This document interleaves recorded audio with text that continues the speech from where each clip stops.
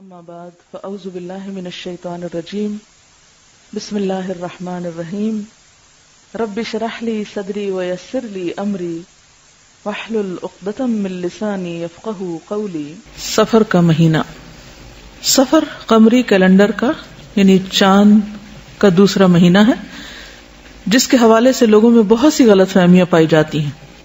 ایک طرف اس کے ساتھ بہت سی توہمات اور بدشگونیاں وابستہ کر لی گئی ہیں، اور دوسری طرف ان کے خود ساختہ حل بھی تلاش کر لیے گئے ہیں۔ مثلاً اس مہینے میں شادی نہ کرنا، چنے ابال کر محلے میں بانٹنا کہ ہماری بلائیں دوسروں کی طرف چلی جائیں، آٹے کی 365 گولیاں بنا کر تالابوں میں ڈالنا تاکہ بلائیں ٹل جائیں اور رزق میں ترقی ہو، 311 یا زیادہ بار سورۃ مزمل کا پڑھنا، اس مہینے کو مردوں پہ بھاری سمجھنا، اور اس کی 13 تاریخ کو منحوس سمجھنا، جس کو 13 تیزی بھی کہا جاتا ہے۔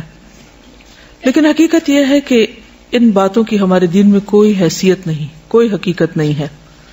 یہ سب لوگوں کے اپنے ذہن کی خود ساختہ باتیں ہیں۔ انسان کے اصل نفع نقصان کا مالک کون ہے؟ اللہ رب العزت، اور ہمارا اس پر بھرپور یقین ہونا چاہیے۔ لیکن افسوس کی بات یہ کہ شیطان انسان کو ہر زمانے میں حق سے دور لے جاتا رہا اور اس کو اللہ کے بارے میں، دین کے بارے میں، خود اپنی ذات کے بارے میں، نفع نقصان کے بارے میں شکوک و شبہات میں مبتلا کرتا رہا۔ اس لیے ہم دیکھتے ہیں کہ ہم سے پہلے اہل کتاب کے اندر بھی بہت سی ایسی چیزیں پائی جاتی تھیں۔ اس لیے بے حد ضروری ہے کہ ہم سب اس معاملے میں بہت احتیاط برتیں۔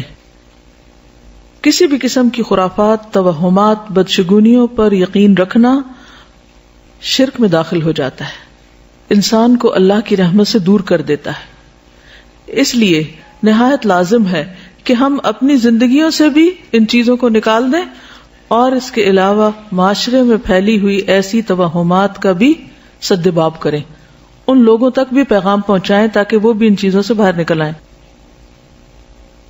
سفر کا مہینہ عام مہینوں کی طرح ایک مہینہ ہے۔ اس میں رسول اللہ صلی اللہ علیہ وسلم نے معمول کی عبادت کے علاوہ نہ کوئی خاص عبادت کی ہے، نہ ہمیں اس کا حکم دیا ہے۔ جیسے ذوالحج میں حج ہوتا ہے، روزے، صدقہ خیرات، تکبیرات وغیرہ، اور اسی طرح محرم میں 10 محرم کا روزہ رکھا جاتا ہے۔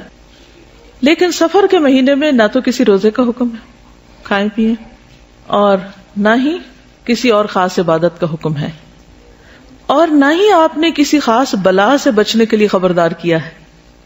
کہیں بھی یہ نہیں کہا کہ اس مہینے میں بلائیں نازل ہوتی ہیں یا کسی قسم کی کوئی پریشانیاں آتی ہیں یا کسی پہ یہ بھاری ہے اور کسی پہ ہلکا ہے، ہرگز نہیں، کچھ بھی ایسا نہیں۔